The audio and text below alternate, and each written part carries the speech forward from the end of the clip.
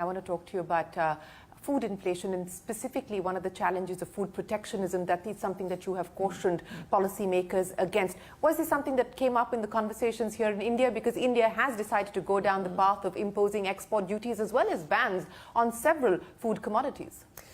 We saw India using that kind of restriction, and then when conditions improve, removing these restrictions. And I very much hope it would be the case this time around. What India is experiencing is a harvest that is quite problematic because of weather conditions. India has almost 1.4 billion people to feed. This being said, it is not in the interest of India to entice others to go for that kind of restriction, because it undermines open and free trade that is beneficial for India. So as India did last time around, when there was a restriction imposed and then it was relaxed, when there was clarity that the food situation is not as dramatic, I would really hope that we would see the same conscious and careful action this time around. The sooner, the better.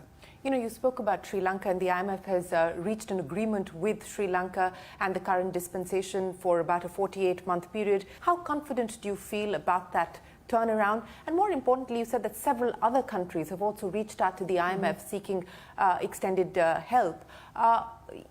Which are the parts that you're most concerned about? Which are the countries, the regions that you're most concerned about? I know that you have expressed apprehensions about the state of several countries in the African continent. Which parts of the world are most vulnerable when we talk about debt sustainability? Well, let's look at the data. We have about 25% of emerging market developing economies at or near debt distress. Sri Lanka is a case in hand. Lebanon has been a case for a long time. We know that the situation is much worse for low-income countries. Over 60% of low-income countries are at or near that distress. And we see middle-income countries that traditionally would be with strong fundamentals, avoiding falling in that category, like Ghana, now being in it. Ghana has also approached the fund. We are working intensively with the government of Ghana. What has changed is this frequency of exogenous shocks. Shock upon shock upon shock. Even countries with strong fundamentals are becoming vulnerable. And the lesson for us is that we have to concentrate much more on building resilience to shocks, and prudent fiscal policies, sound buffers. This is even more important in this new world we live.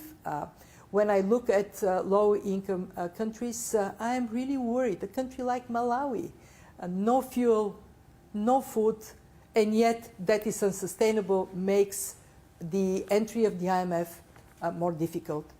My message to the creditors, especially the large creditors, like China, 37% of loans to low-income countries are from China, or the private sector, which is even a bigger creditor, is you have done a needed job to provide financial resources for growth. That is not necessarily bad, but in the environment of these shocks, when that is not sustainable, show leadership, move rapidly to provide debt relief to countries so we can help them. They can step up on their feet, they can grow again, and be a viable investment opportunity. One of the other goals, and I know that that is something that you've been passionate about as well, is bridging the gender gap. And the IMF has put together a comprehensive strategy to be able to help member nations do that. Does it worry you that while some progress has been made through the pandemic, things have gotten worse, not better? It does, and this is what motivated us to move fast with our mainstreaming gender strategy, because it is a huge loss for the economy that women are pushed back.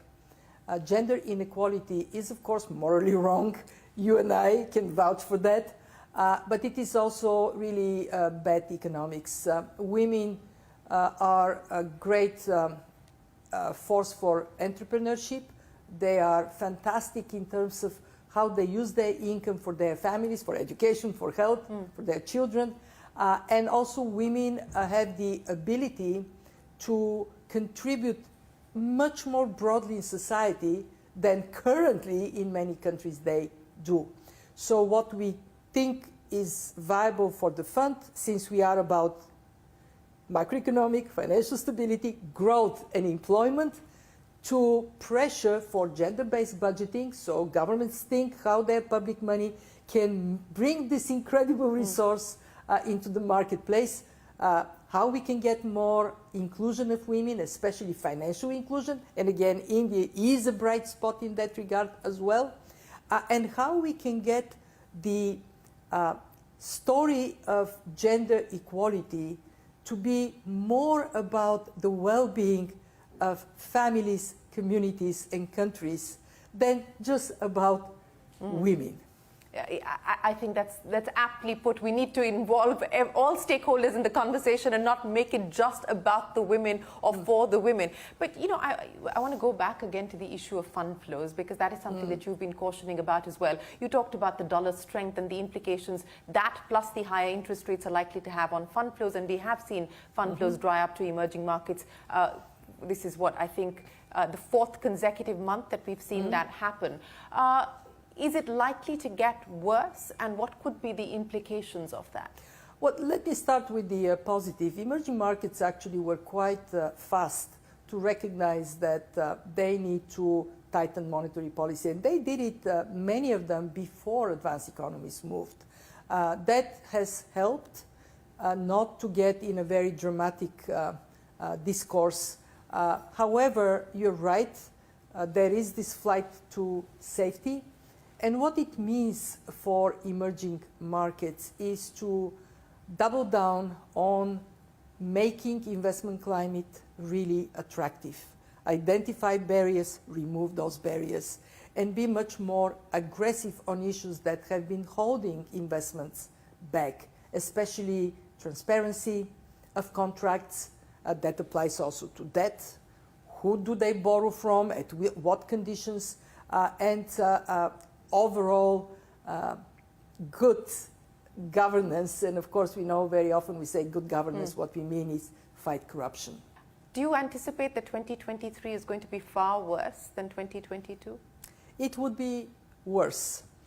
How much worse depends on variety of factors that we don't know. The longevity of the war, whether there would be any other shock. But there is one factor in our hands: how collaborative we are. The more we work together, the less pain there will be. But is there any indication of that? You said that we're living in a fragmented world, so is there any indication of more synchronized collaborative action? There are these good signals. Central banks coming together. When did they come together? When it became really scary.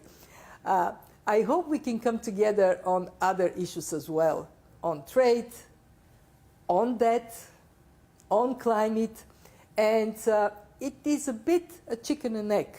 If we give up and say, oh, it's fragmented, we can't do it, then it is likely to be even worse.